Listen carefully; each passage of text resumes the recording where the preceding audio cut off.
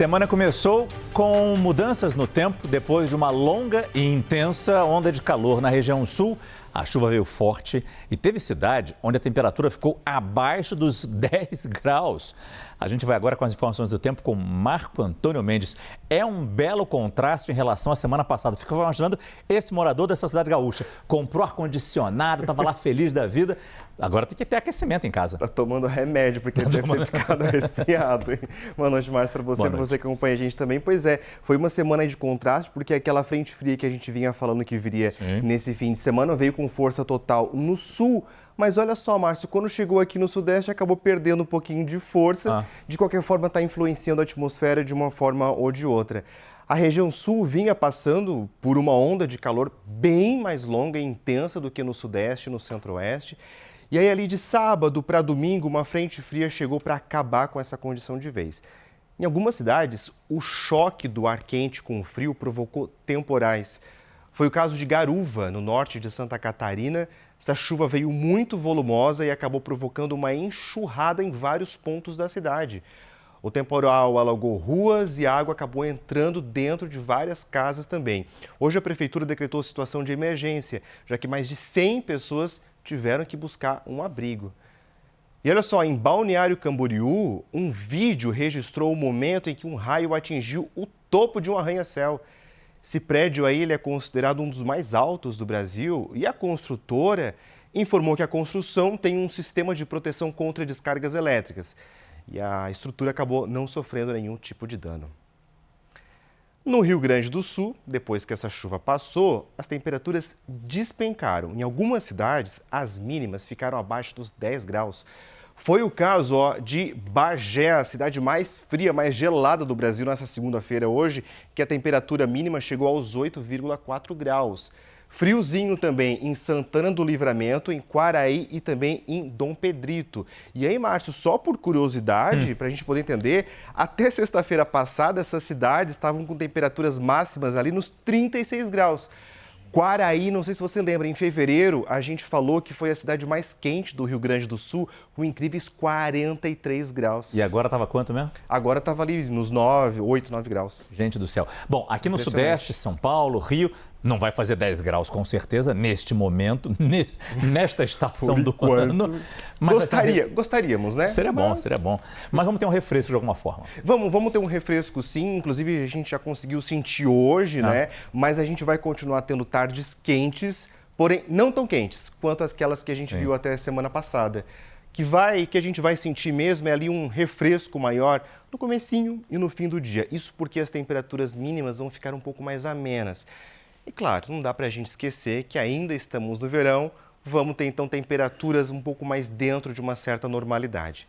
Nessa terça-feira, Porto Alegre vai dos 17 de mínima aos 28 de máxima e fica com o tempo firme. Curitiba tem máxima prevista de 26 graus e deve chover bastante, não só na capital, mas também em várias outras cidades paranaenses. São Paulo e Rio de Janeiro podem ir aos 33 graus e essa temperatura para o Rio de Janeiro acaba sendo um belo de um alívio aos 36 que vinha fazendo. Já a capital paulista, amanhã, tem previsão de uma chuva à tarde. Vamos ver como é que ficam os termômetros amanhã em outras capitais. Florianópolis tem máxima prevista de 26 graus, Brasília e Campo Grande indo aos 31, Belo Horizonte 33 graus, Salvador 32 e Recife indo amanhã aos 30 graus. Amanhã, essa aqui vai ser a condição do tempo pelo Brasil. Tempo firme nessas áreas que a gente vê aqui em amarelo.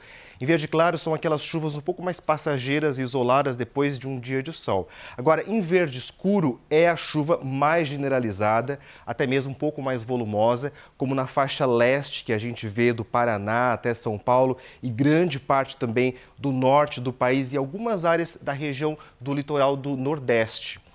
Inclusive, algumas capitais ficam em atenção para risco de temporais.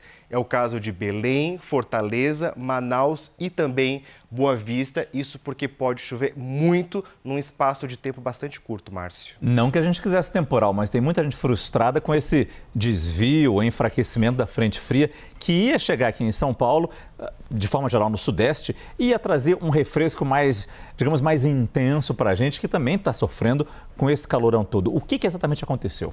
Então, Márcio, o que a gente pôde ver é que essa frente fria, quando chegou ali na região sul, ela veio com bastante força.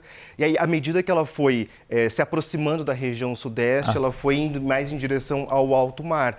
Ela está influenciando o tempo aqui ainda, mas ela não veio com tanta força para essa região.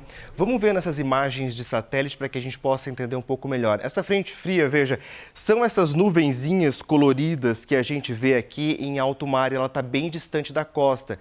Ela não chegou ao sudeste com essa mesma intensidade quando atingiu o sul também. Mas é importante destacar que ela está sendo importante, primeiro, porque ela ajudou a acabar com a onda de calor, e segundo, porque ela vai abrindo caminho também para a chegada de novas frentes frias. Veja que aqui no extremo sul do continente já tem uma outra frente fria se aproximando, e ela vai chegando aqui ao Brasil já durante essa mesma semana, nesses próximos dias.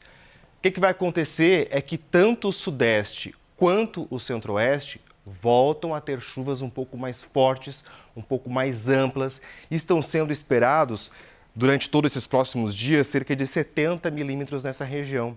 Agora, nessa outra área que a gente vê em azul um pouco mais claro, entre Minas e Salvador, a chuva ainda continua bastante escassa. Já na região norte, a condição de chuva volumosa continua, principalmente por causa da influência do inverno amazônico, né? O que é importante a gente falar, Márcio? Quando a gente fala em frente fria, muitas pessoas se confundem, né? Não quer dizer que vai ficar frio, quer dizer que vem chuva e atrás dela vem um arzinho que vai deixar a temperatura um pouco mais fresquinha. Frio mesmo é aquela massa de ar frio que está sendo prevista quando o outono começar. A partir do dia 20. Vem logo, outono. Obrigado, Marco Antônio Mendes. Boa noite. Valeu.